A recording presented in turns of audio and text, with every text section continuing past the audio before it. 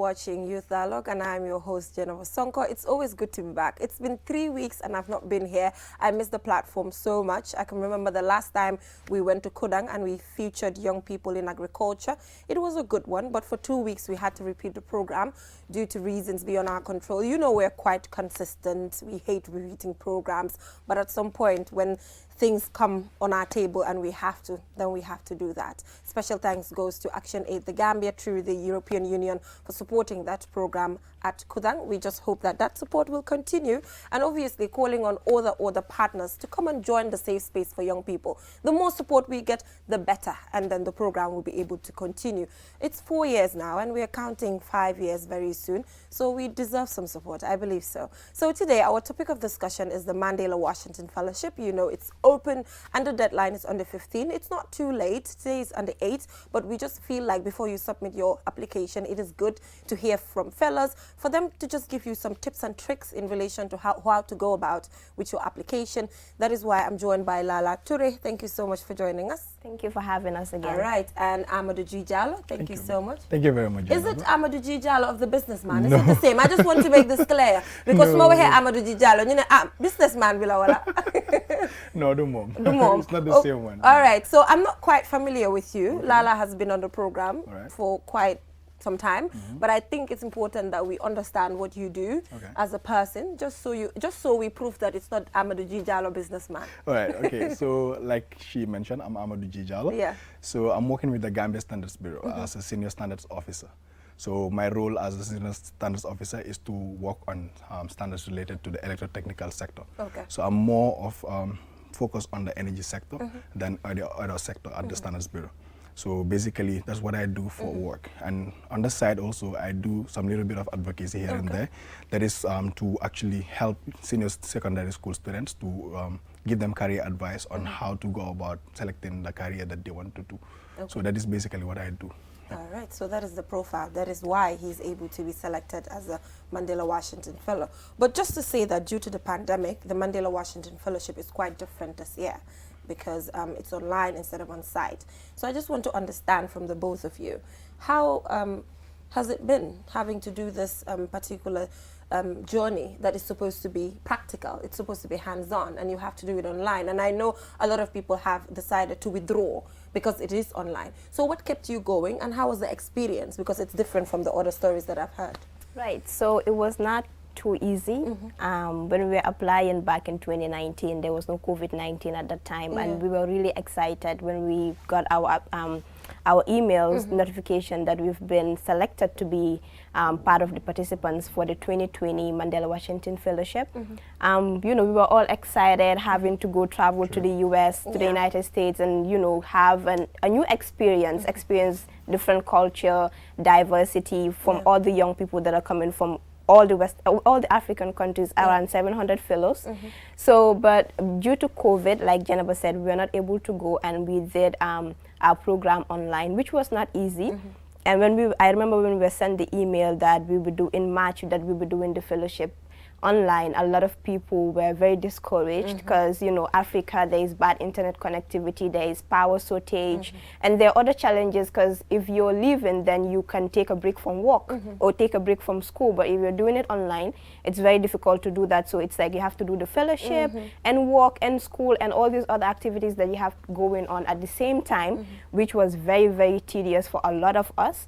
And sometimes you'll be in the middle of sessions and then power will go off, or there will be internet problems, and then you have to go back and watch a recorded session or get in contact with another fellow to know what happened and all of that. So it was not too easy, but we did it. We had a lot of support from the US Embassy. We had a lot of support from the universities that we were placed at the United States. We had a lot of support from the US State Department. So it was not that bad at all. Okay, so how was the experience for you? Wow. Prior to that, it was, I'm going to America. Yes. I'm going to a specific university. I'm going to meet several other Africans, you know. So how was the experience for you as well? Wow, to be honest, it was really, really tough. Like Lala just mentioned, you have to juggle between work, between the fellowship, and between other activities that you're supposed to do. So imagine every day looking at your computer or your telephone just to do something. it can be boring. Yeah. It can be boring at the beginning, but to be honest, it was a really good experience for us. Okay. It wasn't too easy for us, but we actually try our level best. So initially we were supposed to go in 2020, but we all knew that COVID was, we were in the middle of the pandemic in 2020. So it was deferred to 2021. So the excitement continued. So we were like, yes, now finally, we're just gonna go to the US. You know, and then we start talking about, start using the US slanging and then talking like talking like Americans all over the place, trying to tease each other. You know, we were really excited about it because we thought that, okay, we are going to go in 2021. But all of a sudden, 2021 came in, and then we were told that unfortunately, we're not going to go. So a lot of people withdrew, but we persevered, and then we said that we are not going to withdraw. We are going to do the fellowship. We encourage each other because some of us, a few of us wanted to withdraw, but fortunately for us, our entire team participated online. And that is a good thing for Gambia. Exactly. That all of us are able to. Participated, and then we had a lot of encouragement also from the US Embassy, like she mentioned, and then we had a lot of support from them. We had a lot of support from each other because we tried to motivate each other. We would be calling each other, how did you do this? How did you go about this? How did you do this? And for our universities, they were amazing because what you were really looking forward to, you're going to America, yes, but to be attached to an Ivy League school, it's another different thing. So if you're being attached to an Ivy League school, you want to go and boast and say that, okay, I've been to an Ivy League school to do a leadership program. So for me, that was part of the motivation for me to actually continue doing it online, because the moment you have that the communication, that linkage between you and an Ivy League school, it's another kind of opportunity for you.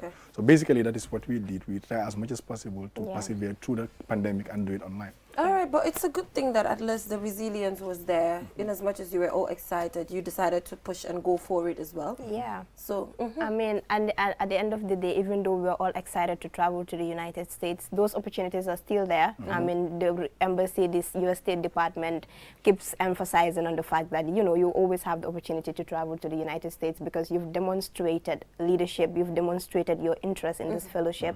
And the fact traveling to the United States was one part of it, but the most important thing for us as youth leaders in this country was that to have access to this experience, to enhance our skills and our understanding of leadership, civic leadership, entrepreneurship, and the other tracks that we were sent to study at these universities. So it was a great experience, and Lala before the fellowship and Lala after the fellowship, totally different. Okay, I'm happy so that it was a at great least we're able to achieve experience. that as well. Yes. All right, so can you also confirm to us that Of Amadou course. before the fellowship and Amadou now is different? I was here, then I'm here now. Okay, so at least we are able to realize the importance of the training in as much as you're not there physically. So now let's talk about the training itself. Prior to the training, let's talk about that, what it takes to actually get there in relation to trying to apply for this opportunity. And one question that a lot of young people have been asking me to ask you is if this particular one is going to be on-site or online. Seems they want this to be quite clear. I don't know if you have any information that you can share with us in relation to that, any idea. If none, then I guess maybe the U.S. Embassy is the best institution to answer this. But do you have any idea?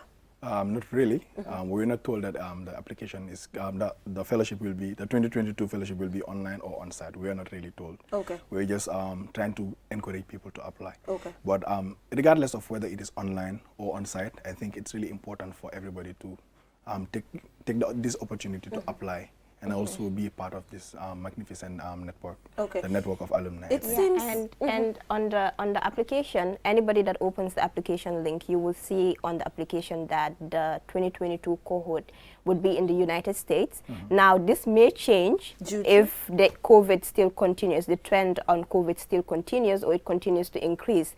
That may change, but provided that the cases go down and the vaccine is working and all of that, then there's a huge chance that they would do it in the United States. Yes, so I guess that question is answered, but like she said, this has to follow research and to see how if we're able to flatten the COVID-19 curve. If that is possible, then all of you that want to go to the United States to participate in this very important event will have a chance.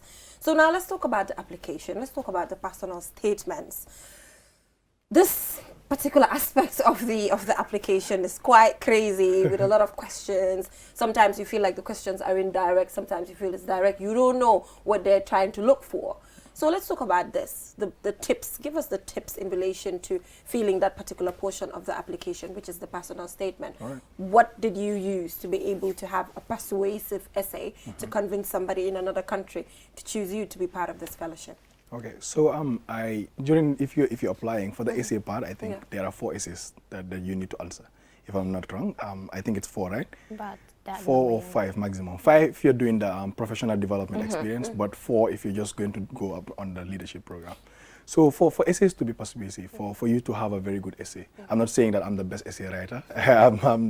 I might be one of the lucky ones to be selected, yes. But to write a very persuasive essay, stick to what you're doing. You know, if you're in a civic education track, a civic leadership track, you need to be very specific in what you want to do. You know, if you're talking about FGM, if you're going to talk about GBV, you need to talk about them based on what you have as an experience in that particular subject matter, and not deviate from that. If you try to bring a lot of things regarding, maybe you want to talk about GBV here, I want to talk about FGM here, and bring all those jumble up, it will jumble up all your thoughts in the essay. And all of a sudden, you'll not have a very comprehensive essay. So the reader might be looking at it and start seeing GBV, all of a sudden see FGM, or not. It doesn't really go along the way so which you're means supposed you need to to have a specific theme. Try to have a very specific theme and try to divulge into that specific theme and make sure that you go all the way in that specific theme. For me, my example was to talk about sustainable energy. So talking about sustainable energy, I try to link it with what my current work is, which is standardization. So linking standardization and energy, the energy theme, it's just one aspect of what you want to do and how you want to achieve it. And just add the advocacy aspect of it, which is also talking about the same thing. So try as much as possible to have a focus point, to have one theme and talk about that theme, try to model that theme. All right. How about you? Are you with the same idea? Yep. So when you're applying, for example, when I was applying, I was into youth activism, I was into advocacy, I was working at the TRRC, I was also into promoting women's rights and political representation. So all of these things, I was into a lot of work. But when I was applying, my specific purpose or my specific focus was women representation in politics. The work that I am doing, my political ambitions as a young woman, how I have led a series of coordinated activities to ensure that the capacities of young female politicians are built, how I've partnered with institutions like UNDP and the National Youth Council, and the advocacy that I've done, community dialogue. So everything in my application revolved around women participation, even though I did bring in a little bit of the work that I did at the TRRC, but that was because I was working in the women's unit, and transitional justice in a way is aimed at strengthening or consolidating democracy, which including women in leadership is a part of. So that it had a little bit of element of that. But when you're applying, like Amadou said, it's okay to be involved in different things as a youth leader, but have a focus. What they want to see is that if this person comes into the fellowship and participates in it, when they go back to their countries, they're able to continue working on this area with enhanced skills and knowledge and understanding. So they kind of don't need a confused person. They want you to like have a specific goal. You know what you want. You're already working for that, and you need the full fellowship experience to build on that journey. Basically. I think that is quite clear. Another thing that I want you guys to clear is that when you talk to young people, they are like, when you're doing these applications, you shouldn't seem perfect. I don't know. When you seem perfect, doing legit, because then you'll feel like her leadership skills are okay, her communication skills are okay, her report writing skills are okay. They don't need you. You know, I've seen people talk about that. On the other hand, other people also say, it's okay to brag about things that you've achieved because you've worked hard for it. So can you talk about this too? Which one is right in this instant? No, I think they're both right in one way or the other. Okay, yes, make that clear. Because if you're writing and you want to go to this fellowship, it's a leadership fellowship, leadership fellowship. So if you think about leadership fellowship, you have achieved something as a leader, as a youth leader. That's the reason why you have been selected to go and further that achievement that you have, right?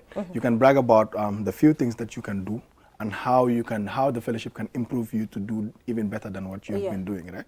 So take for us, for instance, Lala has been in a lot of leadership roles as a very young human in the human space, and she has been doing very exceptional work it doesn't mean that she cannot have the fellowship.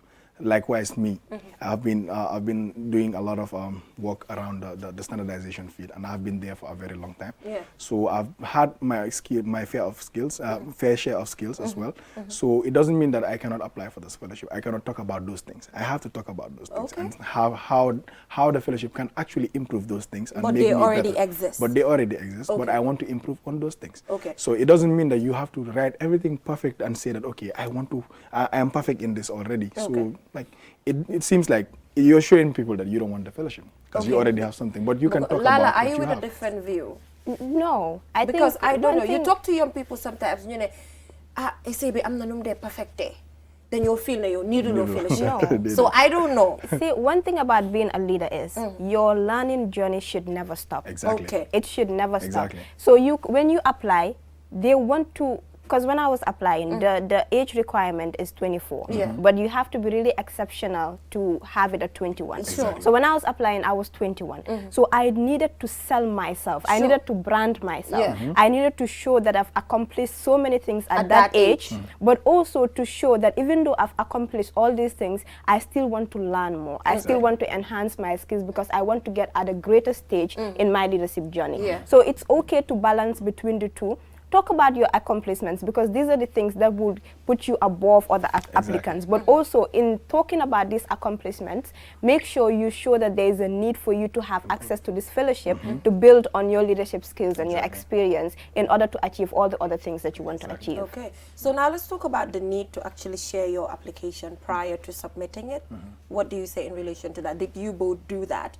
You know, I was talking to a particular fellow, and the fellow told me it's not everyone that shares their application with everyone to check, and they've been chosen. You have you know, you have an example here. Yeah. you did not share it with No. anyone. Okay, so why did you feel that it is not necessary for you to share with other people, for them just to cross-check, you know, to proofread and all of that? No, to be honest, when I was applying, I wasn't really focused on applying and then having the fellowship. I just wanted to apply to And see test. whether I can get something like this, right? Yeah. Because it's a prestigious fellowship. Yeah. But I actually had one person, I think two, who did a proofreading. Okay. But they're not fellows. They have no idea about the Okay, fellowship. you did not give it to a fellow, Or or anyone. any alumni or anything.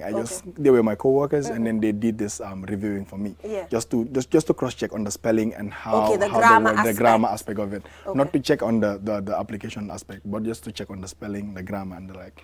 But it doesn't mean that everybody should do the same thing. Okay. I did it because I was not really prepared to apply, but I applied anyways. Alright. So I was lucky to be chosen, right? Okay. But it's really good to actually give someone to have second sets of eyes to look Yeah. at your application. That way you can have a very good application. Sure. Because talking about perfect essays, there's nothing like perfect. You can never have a perfect essay. It doesn't matter what you've done. There must be a reader that is looking at it in a very different perspective Very than what you've written, right? Yeah. So whatever you've written, there might be someone who is actually looking at it in a very different perspective. So having one person or two person to cross-check your spelling and grammar, that's one thing. But having someone to actually look at it in a holistic manner to see maybe like an alumni to just look at it and see, okay, I did mine like this, please adjust this and adjust it, just to cross-check for you. But also, it doesn't necessarily mean that the fellow has to change stuff. No. Because it is your story, Exactly. right? It's your story. When I was applying, I was 21. You were 21 years. Yeah, so I needed to have that application that if they read, they're going to know this has to be one of the participants. Yeah. And my inspiration came from two fellows, Taslima Jallo, who was a 2018 fellow, and Ibrahim Sonko, who was a 2019 fellow. And at that point, they were like, you really should apply for this because we think you've done a great job, you're doing a great job, and you should stand a chance to be one of the participants. Yeah. And I remember writing all my essays and then sending it to them. They would proofread it, check the content and make suggestions and all of that, and I would work on those suggestions. And I remember sending my application on the day of the deadline because there were so many other things going on at the same time. But it's okay to reach out to fellows to read, because one thing, they've gone through the application process. They know what is required in those essays. So it's a good thing to reach out to a fellow, especially somebody who is in a field related to yours, and reach out to them and ask for advice, ask for guidance. They should not write your essays though, because you're applying, you know what you want and you know what you're doing. You should write your essays, but it's okay to get somebody to review it for you, check the grammar, check the content, and advise and guide you through it, and you make the necessary revisions and then send your application. Okay, so let's talk about fellowships, let's talk about trainings and opportunities. I just want you guys to send some love and light to the individuals who've been applying for so long and have not gotten the opportunity yet to be part of it, because I know individuals who've been applying for so long and can't get this particular fellowship. To an extent, sometimes they tell themselves, I'm not going to apply again. I'm doing well. There's a lot I'm doing, but do them. You know what I mean? Yes. What do you have to tell to those people? Because those people are out there. They're doing a lot, but for some reason, they can't just get this opportunity. True. Yeah. No, I mean, they have to keep trying. You have to continue trying, never give up. Yeah. That's the point, just never give up. Keep trying, continue doing what you have to do. I mean, even if you're doing it each year, try to look at your essays, try to see what is wrong with them, and try to give as many people as possible to actually proofread your essays and look at it and see, okay, maybe you can improve on this, you can talk about this, and you can focus on this and see how best you can adjust that thing. Yeah. But never give up. I mean, never ever give up, because people, sometimes you might try that the 99 times, the 100th time. But this is your first time applying, right? For me, this is my first time applying, and I had it for the first time. Maybe you're not in the right position to tell them that they should keep on going. No, I'm definitely in the right position to tell them, because I've been applying for other things and I've been rejected. Exactly. Yeah. So we all know how it feels. Exactly. So you've been going through a lot of applications. Yeah. For me, scholarship applications and the like, and I've been rejected a couple of times. I think I should give myself as an example, just for people to know that it's okay to be rejected. I've never gotten any opportunity through an application. See? Like, I've never. Like, it has never happened. Like, I've never sat down, open an application, fill it in, and get a congratulatory email back. I've never gotten a congratulatory email back. And you have never stopped? I've never stopped. There's a point in time when I told myself, oh, I'm not going to, but I do have mentors behind me who always tell me, keep on pushing. It does not determine if you're doing well or not. In as much as I know there are a lot of things I'm doing. Exactly. So I can, just me is a perfect example for all of you. So like you mentioned, don't give up. No. Keep going. The last time I saw Ngaima put up a post to say for 8 years, she's been trying a particular opportunity. And now is the time. So if she's able to push for 8 years, I don't see the reason why other people can't. That's a part of leadership journey. You don't always get to things your way. Things don't always get to turn out the way you want them to turn out. And all of us have had applications that we've sent that we've been rejected. Exactly.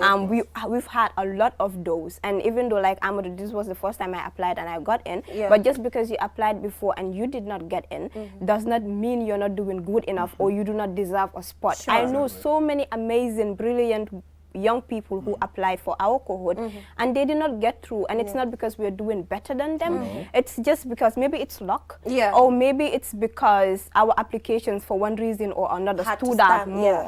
So don't give up, apply again. I've known people who applied once, they did not get through, applied twice, they did not get through, the third time they got through. So just because you apply once or twice and you did not get through does not mean you should not try another chance. Just when you're applying again, make sure you improve on your application and you don't make the same mistakes that you made on the previous one, basically. Yeah, so let's talk about plagiarism and lying. It's not a nice word, but that's the truth. You know, sometimes when people are filling out applications, they tend to put in things that do not exist. So what are the repercussions of actually filling in an application like the Mandela Washington and putting in things that you know you did not achieve, or taking other people's achievements or ideas? What is the repercussion? Oh, well, if you open the application, the first statement that you see in the application is plagiarism, a statement on plagiarism. Do not plagiarize. That's the first thing they will tell you. And then the statement goes on to say, if you plagiarize and you're caught, like your application is terminated almost done. Instantly. So you don't even go to the reading stage, not to talk less. They start reading and then they see that, okay, it's been plagiarized with another essay or someone who has already done it, then your application is terminated. It's done. And I'm sure that in this advanced world, they have technologies that they can use and put your essays in this type of programs, and they will give you exactly where you've plagiarized, and then it will be detected. So don't even try it, and then please be original. In applications, be original. Whatever you're doing, stick to that and then talk about it. Focus on your achievement. Don't talk about Lala's achievement, don't talk about Jainab's achievement, don't talk about Amadou's achievement. My achievement is mine, yours is yours, and even if we're in the same space, we're doing the same thing, there must be something different, right? You're doing something a little bit different from me, and you also, you know, we're all different in one way or the other. So there's no two people that are the same. We are all different in our own right. So if you're doing your application, please be original, be very authentic, and do things the way you're supposed to do it. And if you have done a very good application, obviously you're going to get the fellowship. You will. And like Lala mentioned, there are people that have done that. They are very brilliant people. They've been doing exceptional work, and their applications were put aside for us. It doesn't mean that we're better than them. It just means that maybe our application stands out in one way or the other, or it's luck as well. So it doesn't matter. Just be original. But does luck exist though in this instant? I don't know. Maybe. Let's just say maybe. maybe. Because we don't know what they're looking out for extra that we do not know. In as much as they come out to say, we're looking out for this, we're looking out for that, but we're still not sure of the deeper things that they're looking at. And one thing I want to emphasize here is this is the United States. This is the State Department. This is the U.S. embassies. If they're going to choose anybody, they're going to make sure that that person is what they say they are. They will do their research. They will talk to people. They will search you online. They will check your online activities. All of it. So even I think at some point in the application, you have to give in your social media handle. Because they go through that to see whether really you're into the activities. Because a lot of us use social media to post our work, of course. which is why it's important. You know, as young people, I've had a lot of, oh, you're too much in the public space. Tell me about it. You're too much on social media. Let me tell you one thing. Like, these people, it's not just the Mandela Washington Fellowship. You apply for any other major global fellowship or scholarship, they ask for your social media handles and they go through your social media.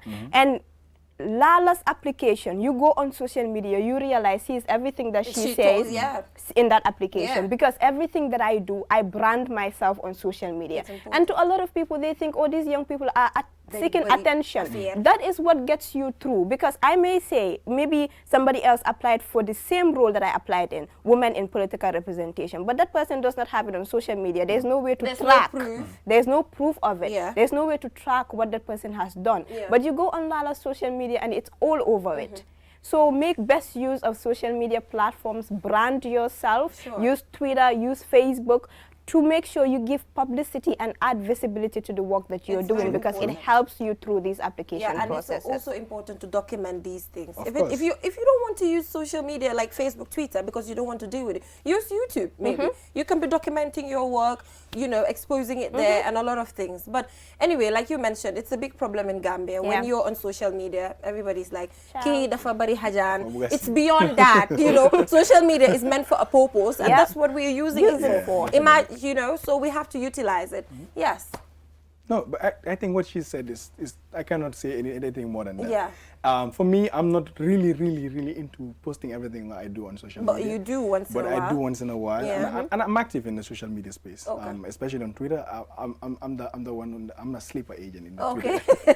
So I'm just there to check and then be up to date, and also. And we do a lot of publicity at our office level. We try to publish what we do as our work, and our work in standardization and how it affects everything that revolves around energy as well. And I try as much as possible to be to be a part of it. But it's not like I use my social media handles a lot to publicize my work.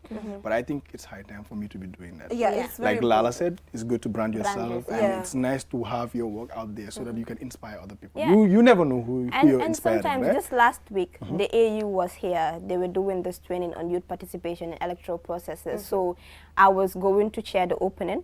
So that was the first time I was meeting these people from the AU. So I went to, they were staying at a particular hotel, and they called and said, let's go through the program agenda before tomorrow.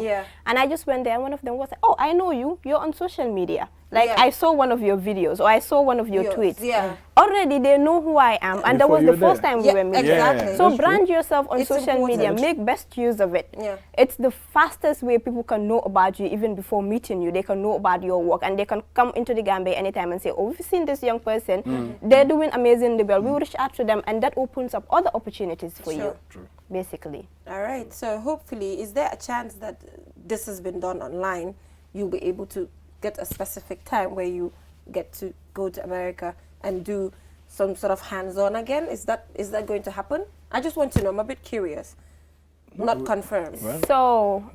So because we did our fellowship online, the U.S. Embassy actually added on other opportunities for us, like grants. But there are also other opportunities that fellows will get to travel to the U.S. There are other alumni activities that early 2022 fellows will be able to travel So let's just hope that the pandemic leaves us. You know, I'm vaccinated. Because we still have to do our whole get to the United States vibe. You know, it's part of the fellowship. You know, I just hope you're both vaccinated. Yes. So, you know, the more we are vaccinated, then the more we'll be able to flatten the COVID-19 curve. And we'll be able to allow people to travel freely. Traveling is one of the most important things for individuals, because you get to learn, get to connect, and, you know, get to network. So it's very important. And it's us that have the responsibility to be able to fight the pandemic. So I think it has been a fruitful conversation so far. We talked about plagiarism. We talked about the fact that you have to tell your story. We talked about the fact that you have to be original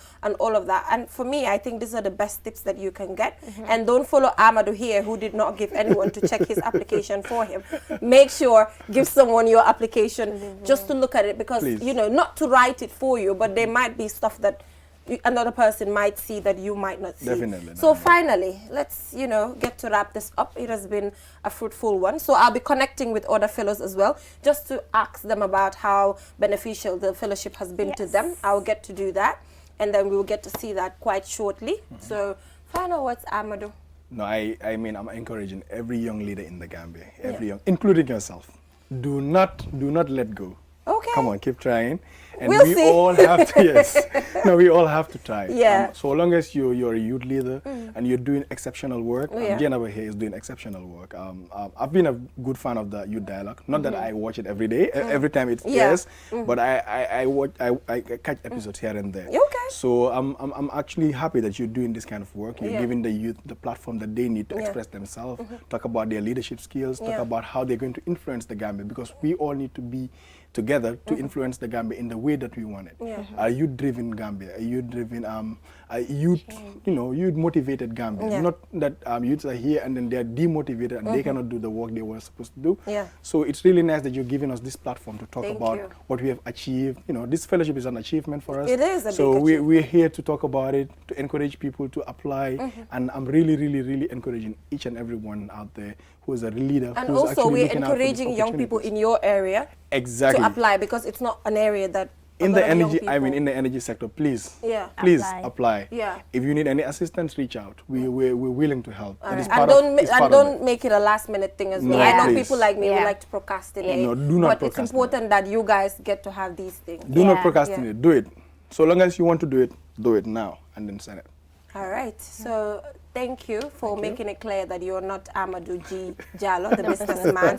Thank you so much for that. Lala. I would like to say thank you, Janaba. This is like my home now. I've been here a lot of times. And you know, this is a great platform for young people to showcase and, you know, show the world, show the Gambia what they've been doing. I would like to just encourage, encourage young people to apply, make best use of this opportunity, and just because you failed the other time does not mean you should not give it a shot again. But also remember to reach out to us on time so we can help review it, because it's a lot of people reaching out and you have to do it with work and other stuff. So make sure you reach out on time so we can help you review. And also we are encouraging young people from the regions to apply. This is why we are doing the recruitment drive. From here, we're going to CRR. That's good. And we have some of our colleagues in the regions already. So we're going there to hold sessions and encourage young people from that part of the country to also apply. So it is decentralized that way. And I also like to say that as young leaders, as young Gambians, we have a very critical role to play in our country's development. And going to this fellowship, which is one of the biggest and most recognized fellowship in the whole world, just takes you a step closer to achieving the change that you want to see for the Gambia. So give it a shot and don't give up, and don't feel shy to reach out to any one of us through our social media, get our numbers, whatever, just get in touch with us and we'll be there to support you. And just to say that in as much as you're doing sessions in rural Gambia, QTV is accessible nationwide. So you know that, which is a good thing as well. I know right now young people in CRR, URR, and in other regions are watching. And just because Amadou and Lala are encouraging me that I should apply doesn't mean I'm applying. We are dragging her to apply. Bella next year, so for my clear, disclaimer, it's not confirmed. I don't know. Please. All right. So we will take a short break, and in this break, I did engage other fellows. So they told me how beneficial the Mandela Washington Fellowship has been for them and all of that. So let's take a look at that, and when we come back, we'll get to wrap it up. Do stay tuned.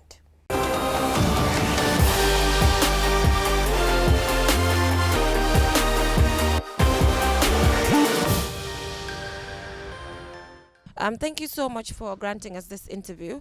So I'm just trying to engage multiple fellows just to get their opinion in relation to the fellow. This is not even an opinion, this is an experience that you lived. So you can tell me how the experience was, the impact and all of that. And first of all, how has this journey been? Because I think this journey is a continuation, because on a daily basis, I'm sure you're implementing some of the things that you've learned from the fellowship. Yes, I'd just like to thank you, Jennifer, for giving me the opportunity. And on the basis of the Mandela Washington Fellowship, for me, the fellowship was a life-changing experience. But I always like to tell people that the fellowship will not make you a leader. The fellowship found you a leader, because it was because of your accomplishments that you were able to get to the fellowship. So usually most of the time you are exposed to a lot of varieties and a lot of networks, especially between other African young people. In my case, I was in a group where I was the youngest, and during our badge, I was the youngest within the fellowship, because the fellowship is from 25 to 35 by then, but I got in when I was 22. So for me, it was more of a very great experience, and I was able to learn new things, and I got the chance to meet very impactful young people around the continent. So the whole idea of the Mandela Washington Fellowship is how do they bring young Africans who are doing fantastic things in their communities together for 5 weeks. In this process, you're able to also meet American counterparts who are doing things the American way. But the whole idea is how do you learn from those people and come back and implement these things. But like I said earlier, in as much as the fellowship has impacted us, it found us also doing things within our communities. Now the whole idea is you learning those things and coming back to contextualize them in your Gambian experience and making them a reality. For me, it's been quite impactful, although it's been virtual. The reason why I say that is because just because it's virtual doesn't mean that you won't get a benefit from it. The main reason why the Mandela Washington Fellowship was created is to build networks. And we still managed to do that through the virtual platform. Yes, it would have been amazing for us to go and be physically there and interact with people, but we still managed to do that through the virtual platform. I think it's a great opportunity, and I feel like people should apply for it. We are all leaders in our own various ways. We just need somebody to tell us, because we've been wired to not believe that we're leaders. But as far as I'm concerned, it's a great opportunity, and I would advise anybody and everybody that's within the criteria, which is 21 to 35, to please apply. Thank you so much. It's a broad question anyways. But yeah, the Mandela Washington Fellowship program is a prestigious program. I attended it in 2017. And before the fellowship and after the fellowship, there was a huge difference when it comes to me as a person. And of course, the connections and then, the contacts that I've built, not only within the United States of America, but also the fellows that I've also met from other African countries. These are young people that are doing, tremendously well in their different, countries. So that connection, the interactions were very useful, especially in terms of the work that I do in the area of governance and politics, in particular. And I must say that even the establishment of the Commission on Political Debates, the Mandela Washington Fellowship Program played a significant role in establishing the Commission on Political Debate, the first Commission on Political Debates in the Gambia. I'm sure you know about it. So it was a huge experience for me, and I would recommend any individual, especially young people that are doing, tremendously well in their community. And nothing is small. Something you might think that the little thing that you are doing within your neighborhood is not something very significant, but it has a lot of impact on the community and the people that live within the community. So anyone that is doing anything small, you can try and see. I know it's just few days to the application deadline because it's on the 15th, but I'm sure there are young people out there who haven't submitted yet. So what tips will you give them? What last minute tips are you sending to them in relation to their application? One of the tips that I'll send would be originality, which is number one. The other thing I'll also talk about is how do you make your application personal.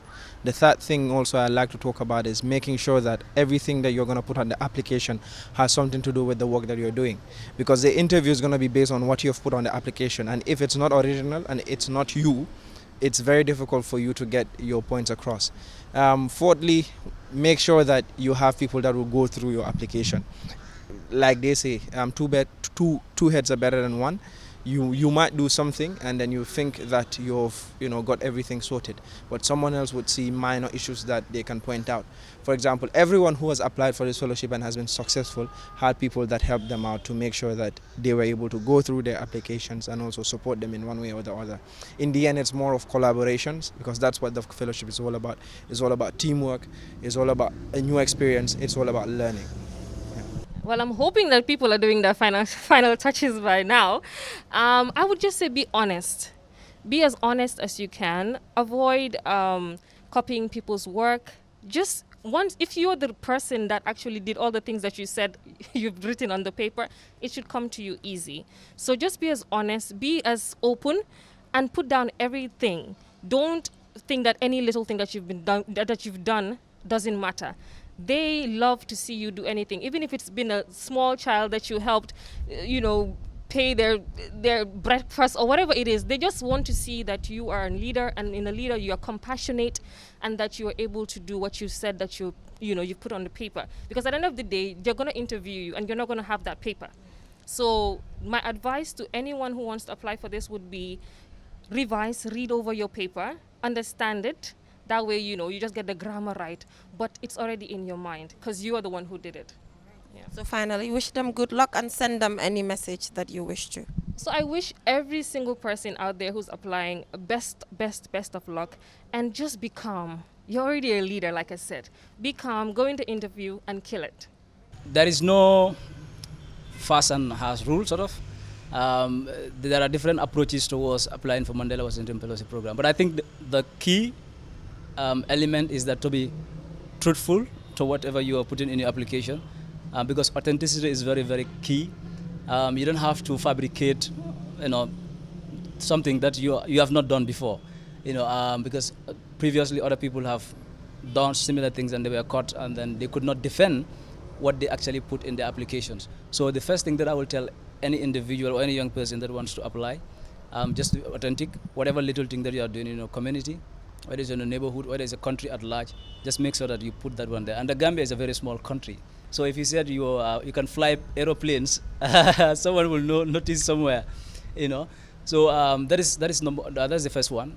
So I think the other thing also is that if you're applying, sometimes you have some young people are very, very, very engaged. So you might be doing 10 or 20 things. But you cannot put all of that in your application.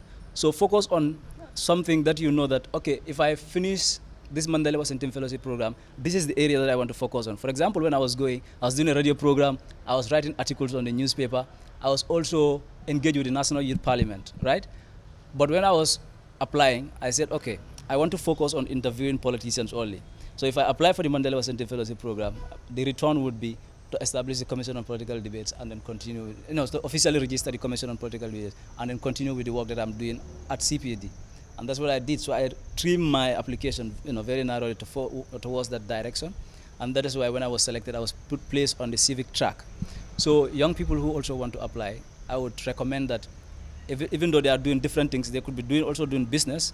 If they are interested in business, let them focus on business. If they are interested in civic education, let them focus on civic education. If they are working with the government, they can go for public management or other institutions, right?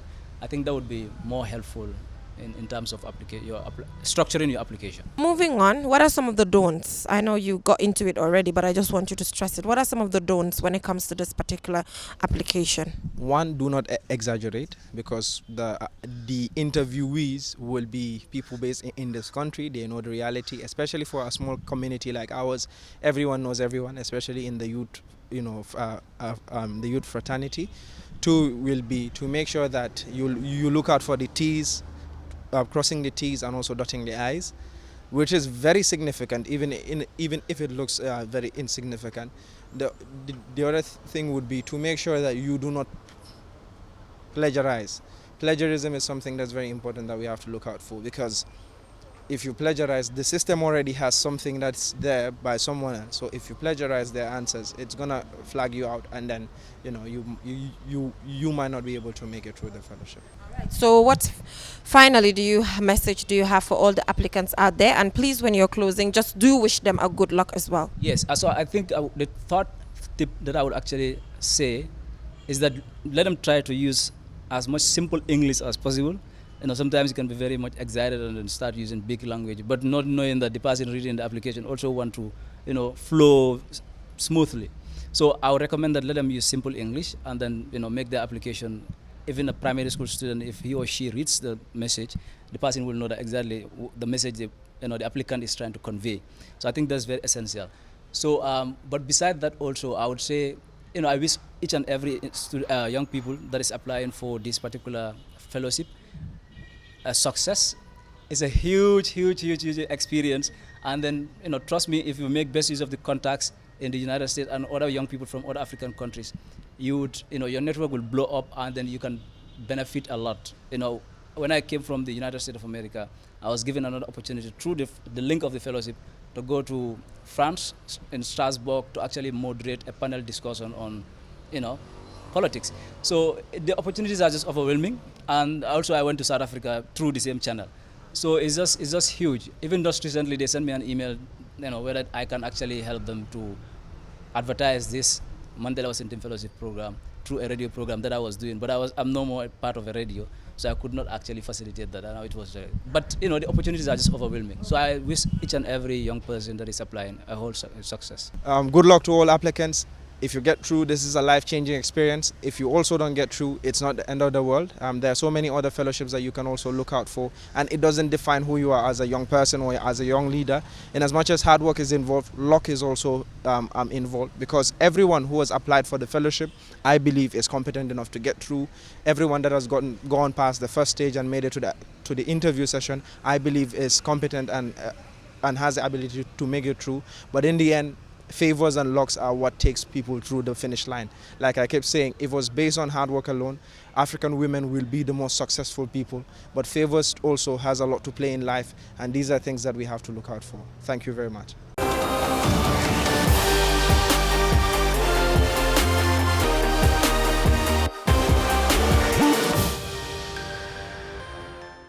Viewers, that's all we have for you in this edition of the Youth Dialogue. That was different fellows talking about how the Mandela Washington Fellowship has been so beneficial. Today is on the 8th, the deadline is on the 15th. It's just a few days to go. Try and do this application. According to the fellows, it's a life-changing experience, and it takes you a step closer to achieving some of the leadership aspirations that you have, in considering the fact that it exposes you to networking with a lot of other young Africans and all of that. It is a good one that I feel that young people who are doing quite well should give a try. So till we come your way next week with the other young people doing extremely well across the country, don't forget to connect with QTV on our different social media platforms, my also personal social media platforms, to give me your recommendations and your comments in relation to this program. Please come and partner with us. I mean, we are 4 years, we're about to clock 5 years since we existed, since we started impacting the lives of young people. So I think coming and partnering with us should be a good one for your business, for your organization, or whatever you are doing. So till I come your way next week, bye for now.